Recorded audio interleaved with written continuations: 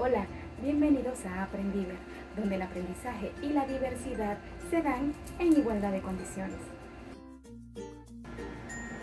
En este segundo video quiero mostrarles cómo ha evolucionado la atención de las personas con discapacidad a través de la historia de la humanidad. Es una línea de tiempo cuya finalidad es mostrar cuánto hemos avanzado en materia de derechos civiles, sociales y educativos. Demos un vistazo. En las sociedades antiguas como Egipto, Asia y Grecia, era muy recurrente los infanticidios de los niños con discapacidad evidente. Ahora, si ésta se adquiría durante la adultez, se les separaba de la comunidad y se les daba el destierro, pues se consideraban incapaces o inútiles para el trabajo y la guerra.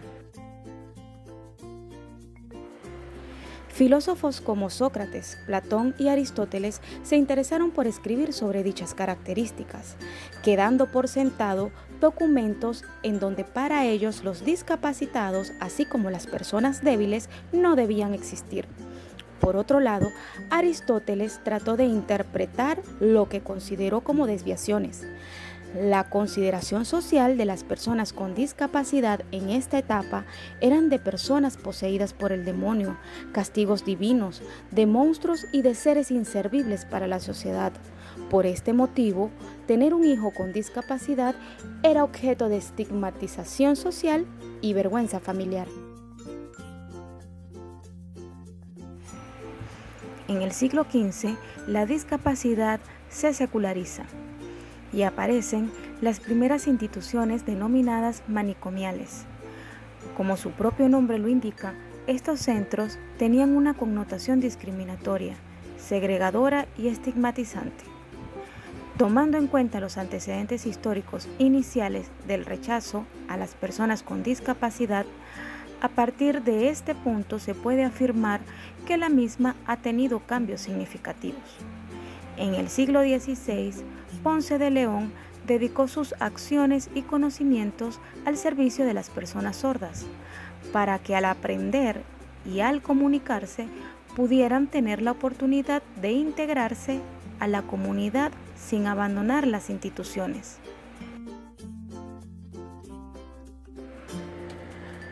Los siglos XVII y XIX se caracterizaron por la creación de instituciones de educación especial en diversas partes del mundo, en particular escuelas especiales para personas con discapacidad auditiva y visual.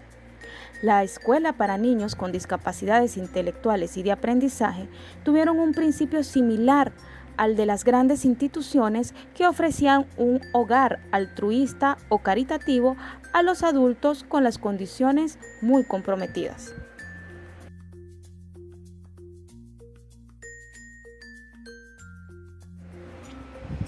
En el siglo XX se comienza a percibir la discapacidad desde un enfoque asistencial y clínico.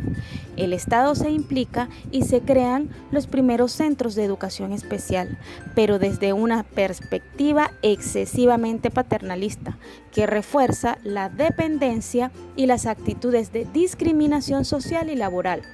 Un hecho histórico es que tras la Primera Guerra Mundial, con la aparición de numerosas discapacidades sobrevenidas de esta, algunas personas con discapacidad eran consideradas héroes. Para la fecha de 1914 se crea la Organización Internacional del Trabajo, procurando defender los derechos de inclusión laboral de las personas con discapacidad, inspirados en las personas que habían participado en la Guerra Mundial. Y para el año de 1921, esta organización crea una iniciativa donde se busca incluir laboralmente a las personas con discapacidad provenientes de la guerra, siendo un derecho y tomando en cuenta las adecuaciones del medio laboral. En los años 40 y 50 se inician cambios importantes como lo fueron la incorporación de estudios de corte ambientalista y conductista en el campo de la psicología. Se comienzan a tomar en cuenta las influencias culturales y sociales que podían determinar un funcionamiento intelectual más deficiente. Se consideraba que la deficiencia podía ser motivada por la ausencia de estimulación adecuada o un proceso de aprendizaje incorrecto. Se produce un gradual cambio de un enfoque clínico hacia uno psicopedagógico, el cual se apoya más en las posibilidades de la persona, revalorizando su identidad como un miembro de la familia, integrante de una comunidad con derecho a gozar de igualdad de oportunidades y ser diferente. Para el año de 1948 se adopta por la Asamblea General de la ONU la Declaración Universal de los Derechos del Hombre, documento importante que da norma supraconstitucional al respeto y las igualdades. En 1951, la UNESCO promueve un estudio en el que ratifica que la educación especial comprende aquello que entra bajo los términos de instrucción y educación. Recomienda el término enseñanzas especiales. En la segunda mitad del siglo XX se empiezan a forjar las primeras asociaciones formadas por las personas con discapacidad y sus familias que se unen para defender sus derechos.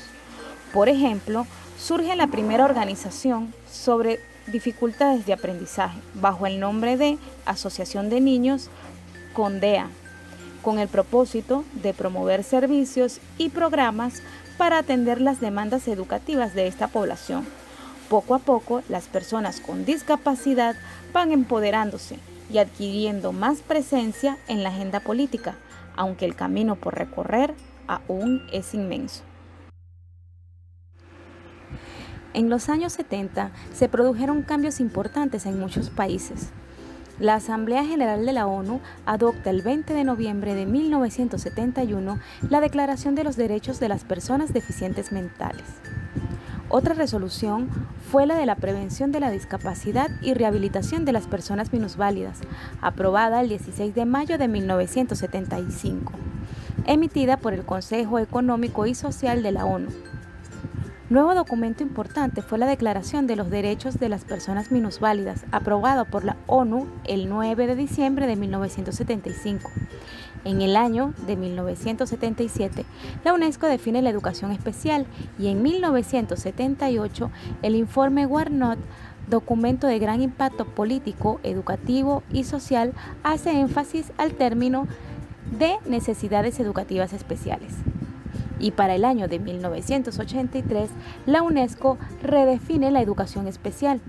Por su parte, para 1994, la Declaración de Salamanca reconoce la necesidad y urgencia de impartir enseñanza a todos los niños, jóvenes y adultos con necesidades educativas especiales dentro del sistema común de educación y respaldar el marco de acción.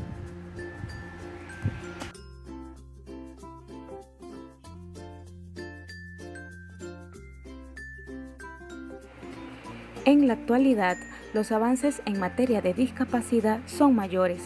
Desde el punto de vista político, legal y educativo, existe un auge en la utilización de los términos de inclusión, respeto a la diversidad funcional, adaptaciones curriculares, heterogeneidad de grupos de escolares, accesibilidad, tecnología y ergonometría.